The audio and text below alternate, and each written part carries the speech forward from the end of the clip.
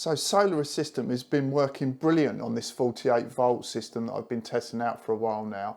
There you can see my battery disconnects there, and this is my EASUN 48 volt setup here with my two 15 kilowatt hour Apexium batteries here, and this has been working brilliantly. Going to be getting this all on grid later on this year, so hopefully going SanDisk inverters.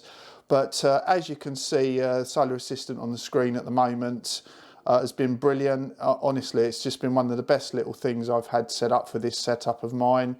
Obviously, as you can see, I can go into the inverter setup here, and if you want to have a look at the video that covers everything that I've got set up on this, you can go and have a look at it. It's been suggested at the moment. But the other thing I wanted to do was try this out on smaller systems like 12 and 24 volt systems. So I'm going to try and set this up on one of my smaller systems now using one of the EASUN 12 volt 280 amp hour batteries. So let's cut the scene now and get over and show you what that looks like. So this is the 12 volt setup I'm going to try with Solar Assistant. So I've got my MPP solar inverter there, and this one's good for 1000 watts. It's featured in other videos. And here's the excellent EASUN battery box here with the 280 amp hour EV cells and the JK BMS. So I'm going to use the BMS connection there for the battery information for Solar Assistant, and I'm going to go direct to the inverter for the inverter information. So we've got a COM port on the side there, maybe you can see that. So that's how I'm going to connect up Solar Assistant using the orange Pi, and then connect straight into the BMS. So let's get the orange Pi and start the connections. So I've been wanting to connect up this model of JK BMS. I've got a few of these, obviously, for the EASUN battery boxes, and also use the 100 amp version. This is a 200 amp version for one of my dump batteries, which I use when energy is cheap, and then I can use it in other batteries as well. But one of the confusing parts of this, and I'll try and get that in focus, is that it actually has an RS485 port on there, and that's how I'm going to connect it up to Solar Assistant like I've done on the Apexium batteries. In this case, you don't actually use the port that's marked 485, you actually use the GPS port here, because the little adapter I got sent, and you must get the low voltage one to connect up and provide a 485 connection, doesn't actually fit. So it only fits in the GPS port, which is what that's enabled for. So I'll grab that little connector and show you how I've set that one up. So here's the 485 adapter that I actually got for connecting up these kind of JK BMSs, so the 4 to 8S model. So you've got to be careful you get the right one. This is the low voltage version. And I've also got the USB connector here, which I bought for using on the Apexium batteries as well. And the wiring of these is really simple. You've got 3 wires that come out the adapter, and they fit perfectly in this. I'll put all the links in the description below to these particular parts if you do have the same JK BMS and you want to get it set up.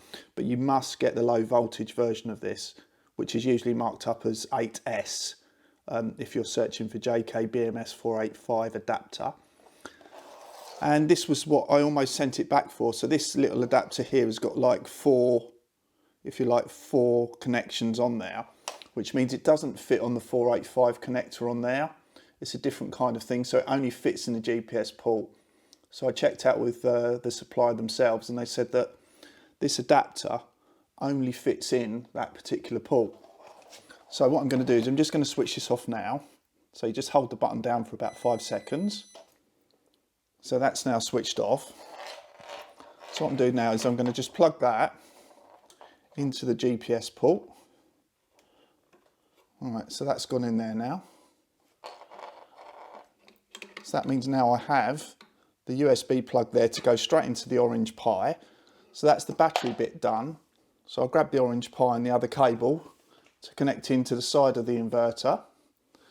And then hopefully we'll be able to fire up the orange Pi and get some readings on Solar Assistant. Right, connected up the inverter now. I've not switched anything on at the moment, but that's the cable that I normally use into my EASUN. So obviously that cable goes straight into the USB port there, and the second cable that I've got from the battery there, from the BMS, would go in there. Obviously I can't connect this setup at the moment when I put the lid back on here, so I'd need to drill a little hole in the side if I wanted to use it in this manner. And there's the orange Pi itself with the little Wi-Fi antenna sort of hanging out there. I'm just going to be using for this sort of test, I'm just going to be using a standard power pack to run the Orange Pi from, so I can just test and see it works. So I'm going to power that up now. Oh, helps if I plug it in properly. There we go, that's a bit better, isn't it? So hopefully something will happen at some point or other.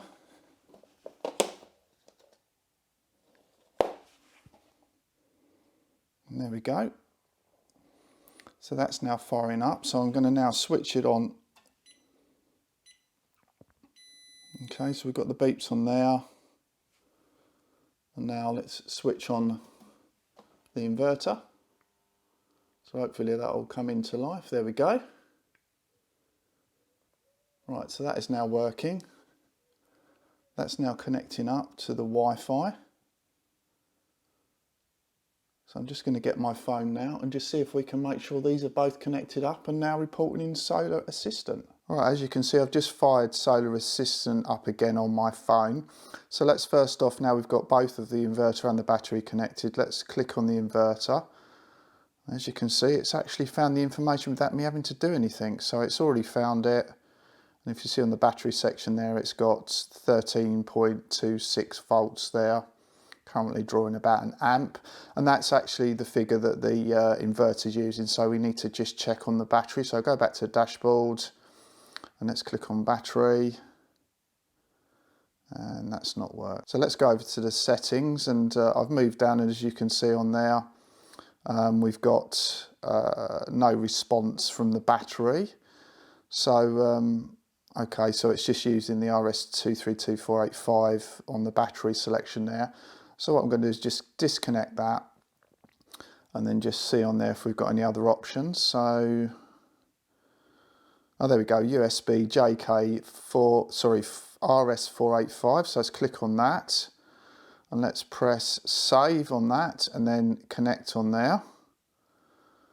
And let's see if that does anything. So it's connected, reconnected, should I say, on the inverter by the looks of it. And there we have it. The battery is also connected, so let me just flick back to the dashboard and look at that, it worked. So that's reading it directly from the JK BMS. So we've got obviously the temperature, which is the temperature sensors that are in there and are connected in the box. 13.3 volts, state of charge as sort of on the BMS is down at 84%, and it currently matches the 13 watts that are being drawn out. Which it was saying also on the inverter. So go back to the inverter mode, 13 watts. So we've got readings there on both. So it looks like this 12 volt setup, once you get the right adapters, the right cables, and select the right option in terms of how you connect up for the battery, as in the BMS that's being used, it works perfectly. So that's a big thumbs up for 12 volts. So as you can see, I've moved over to one of my dump batteries. So this is a 24 volt 8S, so 8 cells connected up here to my 3 kilowatt 24 volt MPP solar inverter. As you can see on screen at the moment, it looks as if it's actually connected in perfectly well. As you can see, batteries registered as 24.17 volts on this, obviously because it's just moved over to a 24 volt system. And I'm using the same kind of JK BMS here, but this is just the 100 amp version. So that's found the inverter perfectly. So the battery on this, as you can see, I've already largely emptied it because it's got 9% left. And let's see, and it's worked perfectly on there. It's got 16 degrees, 24.1 volts, and just 9% left in this dump battery.